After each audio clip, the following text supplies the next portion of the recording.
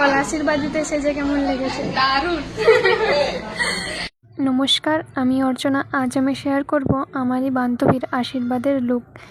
সকাল 9টার সময়ই চলে গিয়েছিলাম বান্ধবীর বাড়ি, আর লোকেশন ছিল এটা মানিকপাড়া। যেহেতু বান্ধবীর শ্বশুর বাড়ি থেকে লোক চলে এসেছিল, তাই আমি যেই না যেই সাজাতে বসে যাই, আর ফাইনাল লুকটা তোমাদের সাথে শেয়ার করব। হেয়ার করার সময়ই চলে যায় কারেন্টটা, আর এখানে আমার বান্ধবী আর তার মায়ের মধ্যে কনভারসেশন চলছে।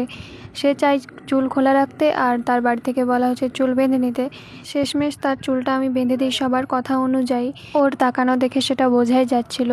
তাকে কিছু রকম করে বোঝালাম যে রিচুয়ালটা করে নেওয়ার পরে তার হেয়ারটা ছেড়ে দেবো। তো এরপর আমিও রেডি হয়ে নিই।